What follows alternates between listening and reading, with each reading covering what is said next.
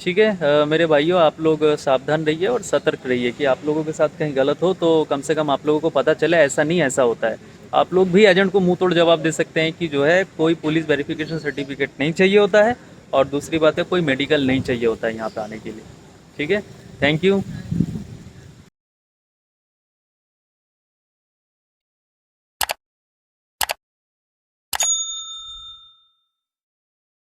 Direct यहाँ से employment visa के लिए पुलिस वेरिफिकेशन सर्टिफिकेट चाहिए या मेडिकल चाहिए, तो इसके लिए क्या क्या डॉक्यूमेंट्स रिक्वायरमेंट होती है और जो आपको वीज़ा लगा के देता है वो आपसे क्या क्या चीज़ की डिमांड करता है, तो इस वीडियो में पूरी कहानी बताऊंगा। चलिए, मैं हूँ विशाल, मैं उत्तराखंड के उधम सिंह नगर से हूँ, मालदीव्स के माले सिटी में हूँ। और आज फ्राइडे है और अभी एक मस्जिद के पास में बैठा हूँ, और मेरे साथ है आमिल। और ये यूपी मुरादाबाद से हैं, कहने को हमारे पड़ोसी डिस्ट्रिक्ट से हैं। तो इनके साथ कुछ चीज़ें हुई है तो उसको मैं वीडियो में डिस्क्राइब करूँगा। ये आमिल है और इनके साथ कुछ चीज़ें हुआ है, तो आज मैंने सोचा कि एक इसमें भी एक चीज़ें बताऊं कि होता क्या है एक्चुअल में। मैं तो सिंगल बोलता हूं, तो आज मैं इनको बुलाया हूं। तो आज इनसे बात करके पता लगाते हैं कि कैसे क्या है। नाम क्या है? मोहम्मद हामिद, हम्म। मुरादाबाद से रहने वाला। हाँ, आगे तुम्हारे साथ क्या हुआ था अमिल? क्या हुआ, वो दो एक एजेंट था हम्म। और उसने मतलब 80,000 रुपये ले लिया था मुझसे। हम्म। और 2 महीने से घुमाता रहा मुझे, कहीं बोल रहा था कि मेडिकल चाहिए, कहीं फिर बोल रहा था पुलिस रिपोर्ट चाहिए। हम्म। वो मुझसे बन नहीं रहा था हम्म। इंडिया देखिए, में। इसने 80,000 दिया था एजेंट को यहाँ पे, और उसने कहा था कि 1 महीने में कितने दिन में वीज़ा देगा? बोल रहा था 15 दिन में। 15 दिन में वीज़ा देगा।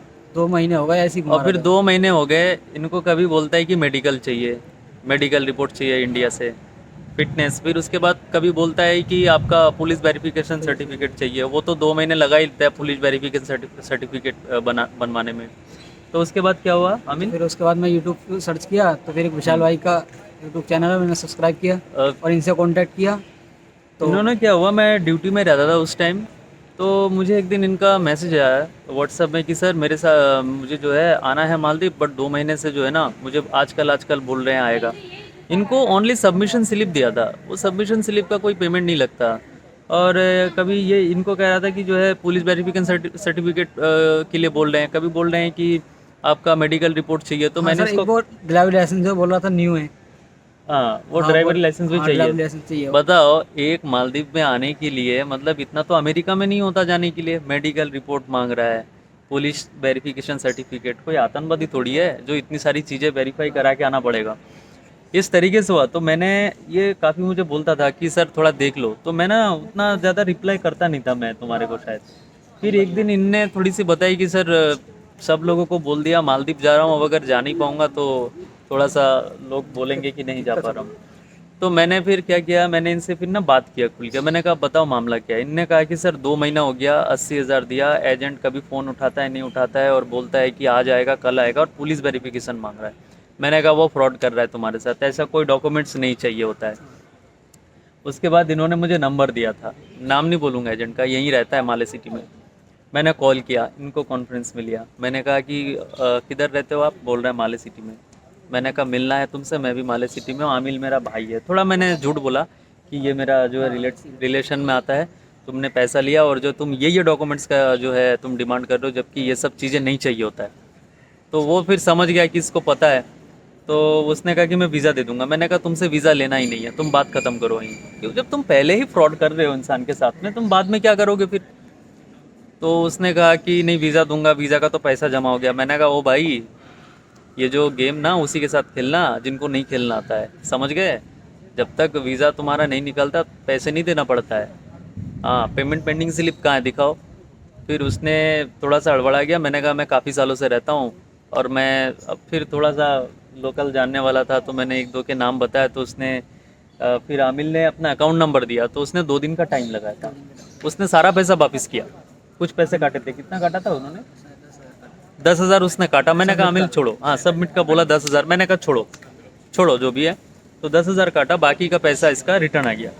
उसके बाद इसने मुझे कहा सर आप थोड़ा सा हेल्प कर दो। तो उसके बाद इसका थोड़ा टाइम लगा था यहाँ पे आने में, क्योंकि पहला वाला वीज़ा इसका गड़बड़ कर दिया था। फिर दूसरे वाला जो वीज़ा इसका डाल के मैंने कहा तुम भाई जैसे हो तो मैं तुम्हें 100% लेके आऊँगा मालदीव में, क्योंकि अब जब लोगों को बोल देते हैं ना कि मैं मालदीव। हाँ। होता है इंसल्ट होती है, बोलता है कि अभी तक गया नहीं, इतने दिन हो कितना गए। परेशान थे तुम, बहुत तुम्हारे ज़्यादा घर सर, वाले क्या, थोड़ा सा बताओ बहुत हमारे। ज़्यादा परेशान था सर, बहुत ज़्यादा। मतलब बोल रहे थे क्या, वो तो बोल रहा था 15 दिन में वीज़ा आ जाएगा, बोला था उन्होंने पहले वाले एजेंट ने। 2 महीने ऐसे ही घुमा दिया उनने, तो सब मजाक बनाते थे इंडिया में कि वो क्या हुआ, तू 15 दिन बोल रहा था। मैंने कहा थोड़ा टाइम लगेगा, फिर थोड़ा रुकना पड़ता था। मैंने कहा टेंशन मत लो, हो जाएगा काम, ऐसा बोल देता। तो चल ठीक है, देखेंगे देखेंगे ऐसा बोल देता। तो ठीक है चल जाएगा तो देख लेंगे हम, ऐसा बोल देते। काफ़ी उन्होंने बहुत परेशान किया, फिर यूट्यूब से आपका नंबर लिया, तभी अगर इतनी हेल्प मिली। न- मैंने फिर इसका जो वीज़ा मैंने जानने वाले थे, मैंने कहा डलवा दो, तो उन्होंने डलवाया, तो तब भी काफ़ी लेट हुआ था। यहाँ पे भी 1 महीना 10 दिन में वीज़ा मिला इनको, क्योंकि वो पहला वाला ना उनने इसका थोड़ा गड़बड़ कर दिया था, वो उनको गुस्सा चढ़ गया तो गड़बड़ कर दिया। तो फिर ये आ गए। फिर रेस्टोरेंट में ये आने के कितने दिन बाद, दूसरे दिन को दूसरे दिन में इनकी जॉब लगी, और मैंने नहीं दिलाया इनको जॉब। मैं फिर से कह रहा हूँ, मैंने नहीं दिलाया जॉब, ये खुद जॉब पे लगे। उधर ही मैं गया था खाना खाने के लिए, तो वो बोल रहे थे क्या आप क्या काम करते हो। ये मैं बोला अभी ओपन वीज़ा ये है। और सत्येंद्र, ये दोनों साथ दोनों में आए थे इंडिया से। तो ये खाना खाने के लिए गए तो उन्होंने रख लिया बस। वो हाँ। बोल रहे थे कि आपका मतलब क्या क्या करने के लिए आया हो, मतलब क्या प्रोसेस है आपका काम करने का। मैंने बोला मेरा ड्राइविंग लाइसेंस है और मैं ड्राइवरी का काम करने के लिए आया हूँ। बोले ठीक है, अभी हमारे पास जो थोड़ा पार्सल जो थोड़ा कम है, आप इधर लग जाए और फिर हम आपको यही काम देंगे, ड्राइविंग लाइसेंस बनवा देंगे, 1-2 महीने रुको बोला। फिर अभी मुझे फ़िलहाल यही काम दे रहे हैं, वो खाना पैक कराते हैं और ड्राइवरी बोलते हैं इधर दिखाओ। तो ये पैक करने में लग जाता काफ़ी टाइम, उधर फिर पार्सल देने गया था। अभी फिलहाल यही काम है, अभी साइकिल से देना पड़ता है। अभी इनका काम मोटरसाइकिल है। नहीं दी है। हाँ, अभी इनको एक साइकिल दिए, अभी साइकिल से डिलीवरी करने हाँ, के लिए इधर जाते हैं खाना। हाँ पुलिस वाले मेहनत की है, मेहनत है खाना पार्सल करने में। नहीं नहीं कोई ज़्यादा अच्छा अच्छा। फिर उसके बाद खाना पीना रहना फ्री है। हाँ वो सब फ्री है। खाना पीना रहना फ्री है, और जो है ये मस्त में है। इंडियन 30,000 के करीब इनको अभी मिल जाता है। तो मेरा वीडियो बनाने का मकसद ये था कि जो बोलते हैं ना पुलिस वेरिफिकेशन सर्टिफिकेट चाहिए, पीसीसी, और उसके बाद मेडिकल चाहिए इंडिया से आने के लिए, सब कुछ भी नहीं चाहिए। और यहाँ पे आने के बाद इवन मेडिकल होता भी नहीं है। मेडिकल हुआ तुम्हारा यहाँ पे आने के बाद? अभी नहीं हुआ। इनका अभी पासपोर्ट में स्टैंपिंग और आईडी बाकी रह गया, वो भी इस ट्यूसडे को इनको मिल जाएगा। ठीक है, तो ठीक है मेरे भाइयों, आप लोग सावधान रहिए और सतर्क रहिए कि आप लोगों के साथ कहीं गलत हो तो कम से कम आप लोगों को पता चले ऐसा नहीं ऐसा होता है। आप लोग भी एजेंट को मुंह तोड़ जवाब दे सकते हैं कि जो है कोई पुलिस वेरिफिकेशन सर्टिफिकेट नहीं चाहिए होता है, और दूसरी बात है कोई मेडिकल नहीं चाहिए होता है यहाँ पे आने के लिए। ठीक है, थैंक यू।